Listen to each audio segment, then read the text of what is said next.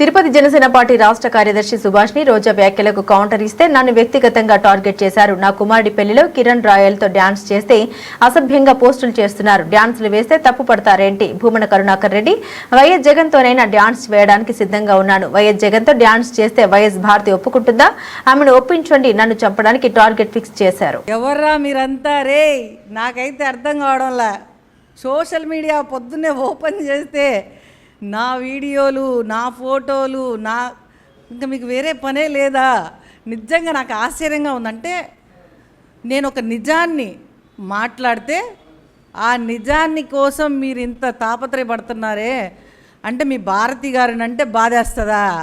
మాకు పవన్ కళ్యాణ్ గారు వాళ్ళ వైఫ్ అంటే మాకు బాధ ఇదా? వాళ్ళ భార్యనంటే మేము మనుషులం కదా? మీకున్న బాధే మాకుండదా? ఒళ్ళు జాగ్రత్త పెట్టుకోండి. ఒక్కొక్కడు మాట్లాడిన వాళ్ళందరికీ తాట తీసి కూర్చోబెట్టగలవు. ఇప్పటికి కూడా మీలాంటి వాళ్ళతో కూడా మాకు అవసరం లేదు. కాబట్టి రోజా ఏదైతే మాట్లాడిందో రోజాకి కౌంటర్గానే నేను మాట్లాడా. రోజా నోటికి వచ్చినట్టు మాట్లాడితే ఊరుకునేదే లేదు.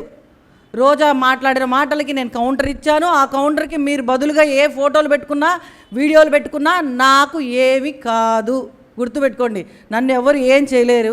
ముఖ్యంగా కరుణాకర్ రెడ్డి గారు, మిమ్మల్ని గారు అని కూడా ఎందుకు సంబోధిస్తున్నాను అంటే, నాకు ఇంకా కరుణాకర్ రెడ్డి అని కూడా పిలవగలను, కానీ నాకు ఎక్కడో ఇంకా మానవత్వం మాకు ఉంది. మేము అసలు అంత ఈజీగా మీరు మాట్లాడినంత ఈజీగా మేము మాట్లాడాం. కరుణాకర్ రెడ్డి గారు, మీ పేటీఎం కుక్కల్ని మీరు నా మీదకి ఉసిగొలిపారు కదా, ఆ కుక్కలందరికీ చెప్తున్నాను, ఒరే కుక్కల్లారా, మీరంతా 500కి క్వార్టర్ సాయంత్రం కరోనాను ఇస్తే దానికోసం పనిచేస్తున్నారా?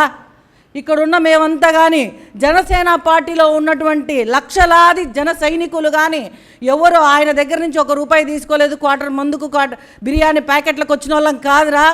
ఖబర్దార్, మళ్ళీ చెప్తున్నా, మేము నీతి నిజాయితీ నిబద్ధత కలిగిన నాయకులము, కార్యకర్తలము.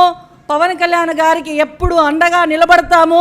పవన్ కళ్యాణ్ గారు, మీరు అనుకుంటున్నారు సుభాష్ని వీడియోలు పెడితే, సుభాష్ని ఏదో పెడితే నాకు ఏమీ ఫరక్ పడదు.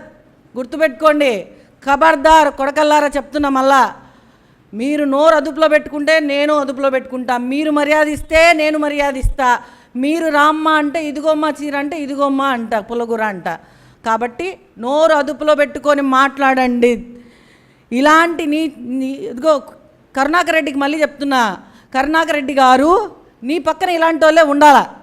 ఎందుకంటే నీ పక్కన అలాంటి వాళ్ళు ఉండడం బట్టే లాస్ట్ ఓట్లలో 63,000 ఓట్లతో నువ్వు ఓడిపోయినావు.